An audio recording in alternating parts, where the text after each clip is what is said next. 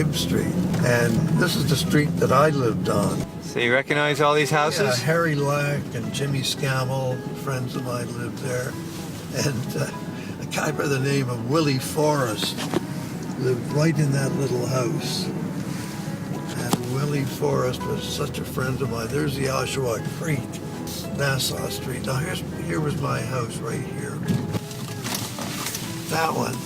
Your dad bought that house how old was he when he bought that house? They rented it for years. Oh, then they bought it? And when the war came along and he made a little bit more money, they bought it off the owner.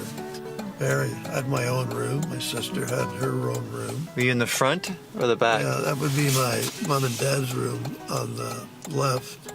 My sister's room on the right. My room was at the back.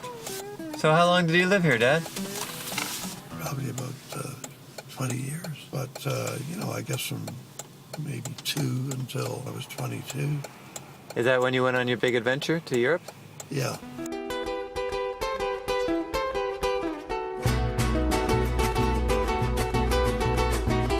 Soy un hombre muy honrado que me gusta lo mejor.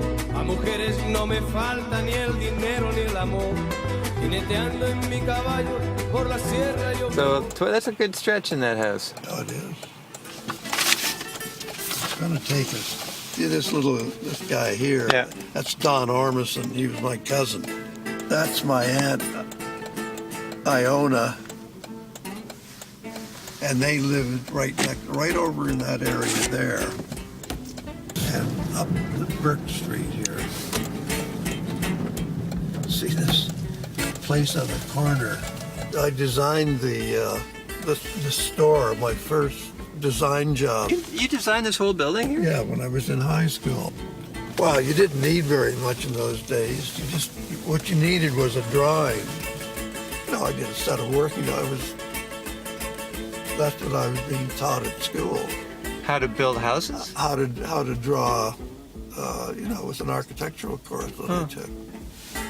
And I'd spent some time, after school at an architect's office. So I was armed with enough information to turn out a very rudimentary set of drawings showing that the lot size and the interior of the store and sections. So it was my first job. But I had...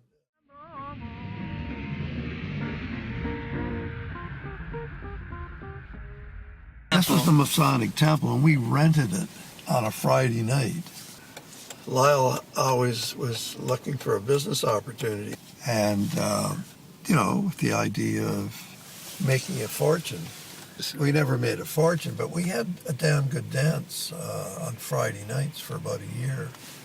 We had rented sound equipment to run the dance with, and I think we did it for a whole summer, and we did make some money.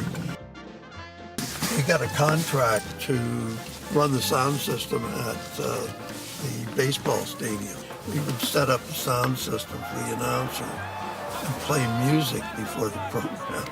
And then that's when the town sound advertising came into being. We ended up with this beautiful Chrysler car.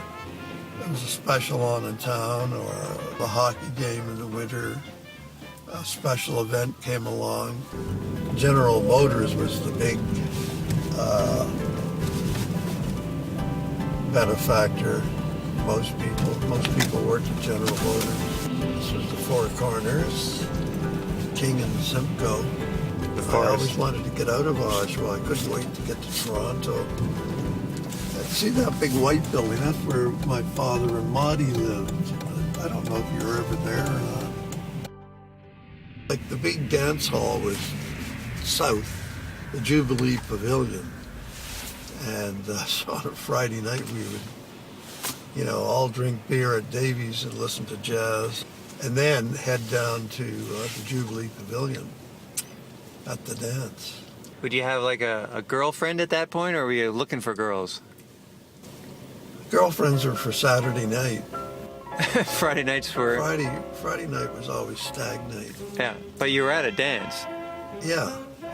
To dance with other girls or just hear the music? Oh yeah, no, there was a stag dance usually, and on Saturday, at the same place, there would be an orchestra, and if you were going with the girl, Saturday night would be the night you'd go to the more formal dance. And the girls and your steadies were okay with that, knowing that you were stagging at the on the Fridays? I think for the most part they were. I mean, they would go down on a Friday night. Okay, so it's an equal balance there.